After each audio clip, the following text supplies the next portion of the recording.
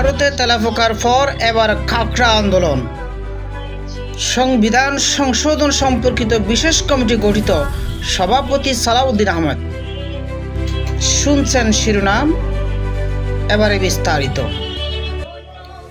Ethanol মিশ্রিত petrol বিতর্ক ও ই-20 জনতা পার্টির উত্থান। প্রদত্ত প্রতিবেদনে ও তথ্যের আলোকে ভারতের ইথানল মিশ্রিত পেট্রোল ই-20 নীতি এবং এর বিরুদ্ধে গড়ে ওঠা অভিনব এক আন্দোলন। ভারতের তেলাপোকার পর এবার খাকড়ার আন্দোলন নতুন করে জোর ঠোর সৃষ্টি হয়েছে। ভারতের বিশুদ্ধ পেট্রোলের পরিবর্তে বাধ্যতামূলকভাবে 20% ইথানল মিশ্রিত পেট্রোল বা ই-20 চালুর পর থেকে চালক ও সাধারণ ভোক্তাদের মধ্যে তীব্র অসন্তোষ ও বিতর্ক তৈরি হয়েছে। এই বিতর্কের মাঝে সামাজিক যোগাযোগ মাধ্যমে দ্রুত জনপ্রিয় হয়ে উঠেছে নতুন একটি সংগঠন, ই-20 জনতা পার্টি ইজিপি।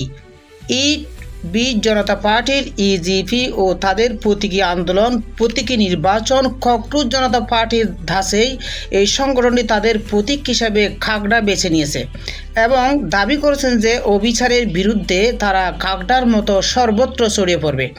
অনলাইন প্রক্রিয়া গত 26শে জুলাই প্রকাশিত পোস্টের মাধ্যমে সংগঠনটির কেন্দ্রীয় সড়ক পরিবহনের মন্ত্রী নীতিন গডকরির পদত্যাগের দাবি জানান। প্রকাশের পর থেকে ইনস্টাগ্রাম ও এক্সের সাবেক টুইটার তাদের অনুসারীর সংখ্যা দ্রুত বৃদ্ধি পাচ্ছে। সংগঠনটি মূলত ইথান নীতিতে পূর্ণ স্বচ্ছতা আনা, ভোক্তাদের পছন্দের স্বাধীনতা নিশ্চিত করা এবং 100% বিশুদ্ধ পেট্রোল সরবরাহের বিকল্প রাখা। প্রতিটি জ্বালানিতে কী পরিমাণ ইথান বা উপাদান মেশানো রয়েছে তা স্পষ্টভাবে জানানো বাধ্যতামূলক করা।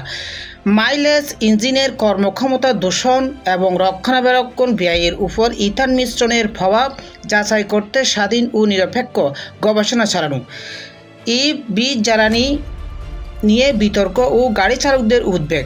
গাড়ির গতি, মাইলেজ হ্রাস, গাড়ি চালক ও মালিকদের অভিযোগ, ই-20 ব্যবহারের ফলে গাড়ির মাইলেজও 3 থেকে 5% পর্যন্ত কমে যাচ্ছে।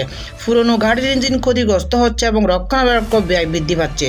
মূল্য বৈষম্য, বিশুদ্ধ পেট্রোল সমপরিমাণ দাম রাখা হলেও ইথান মিশ্রিত জ্বালানির কারণে গ্রাহকরা ক্ষতিগ্রস্ত হচ্ছেন।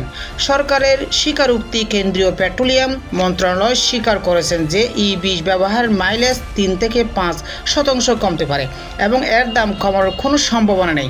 তবে সরকারের পক্ষ থেকে দাবি করা হয়েছে যে এর মাধ্যমে বৈদেশিক মুদ্রা সাশ্রয়, কৃষকদের আয় বৃদ্ধি এবং কার্বন নিঃসরণ কমানো সম্ভব হয়েছে। অন্যান্য কর্মসূচি ও রাজনৈতিক প্রেক্ষাপট, বিরোধী দলগুলোর অবস্থান, বিরোধীদের অভিযোগ, নীতিন গডকরির পরিবারের ইথান সংশ্লিষ্ট ব্যবসায়িক স্বার্থ থাকার কারণে তিনি এই নীতির পক্ষে জোরালো অবস্থান নিয়েছেন এবং বিষয়টি সংসদে তোলার ঘোষণা দেওয়া হয়েছে। আগামী কর্মসূচি ইজেপির পাশাপাশি আগামী 31শে জুলাই দিল্লিতে গাড়ি মিছিল, গান্ধী মিছিল এবং 4 আগস্ট দিল্লির ট্যাক্সি পর্যটন পরিবহন সংগঠনের পক্ষ থেকে সংসদ চলো কর্মসূচি ঘোষণা করা হয়েছে। প্রিয় দর্শক, এতক্ষণ সঙ্গে থাকার জন্য ধন্যবাদ। পরবর্তী সংবাদ শোনার আমন্ত্রণ রইল। আল্লাহ হাফেজ।